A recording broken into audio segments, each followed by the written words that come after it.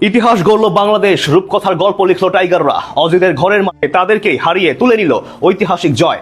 বল হাতে প্রথম ইনিংসে হাসানের 6 উইকেট, এরপর ব্যাট হাতে তামিমের সেঞ্চুরি ও শান্ত মিরাজের অর্ধশতক। দ্বিতীয় ইনিংসে এসে আবার বল হাতে মিরাজের ঘূর্ণি।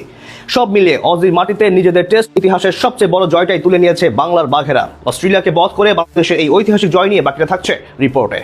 অস্ট্রেলিয়ার মাঠেই অজিদের হারানো। কে ভেবেছিল এই অসাধ্যটা সাধন করবে বাংলাদেশ? সবাই তো হিসেব করছিল 2 দিনেই ম্যাচ হারতে হবে টাইগারদের, কিন্তু টাইগাররা তো মাথা নোয়াতে জানে না। আর শান্ত লিটন মিরাজদের নিয়ে গড়া এই দলটা ভয় পায় না কোনো কিছুকেই, হোক সেটা মাইটি অজি কিংবা হোক সেটা অন্য কোনো প্রতিপক্ষ।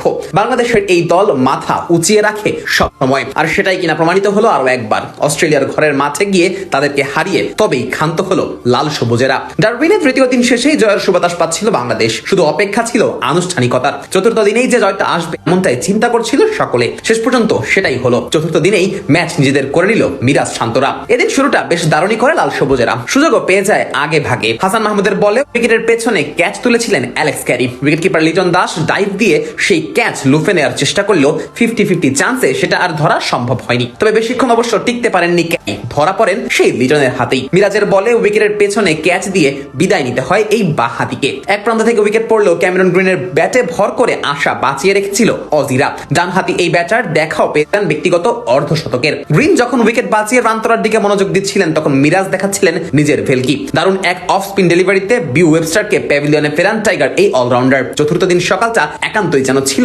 মিরাজের। দিনের তৃতীয় উইকেটটাও নিজের করে নেন এই ডানহাতি। অজি অধিনায়ক প্যাট কামিন্সকে বাধ্য করেন শর্ট লেগে ক্যাচ দিতে। 7 উইকেট হারলেও শেষ পর্যন্ত অবশ্য লিড নিয়ে নেয় অস্ট্রেলিয়া। 15 রানের লিড নিয়ে লাঞ্চ বিরতিতে যায় স্বাগতিকেরা। বিরতির পর এসে অবশ্য বল হাতে উইকেট তুলে নেন tiger pacer Taskin Ahmed. 18 run করা মিচেল স্টার্ককে ফেরান টাইগার এই গতি তারকা। উইকেট পেছনে লিটনের হাতে ক্যাচ তুলে দেন স্টার্ক, যা খুব সহজেই তালুবন্দী করেন লিটন।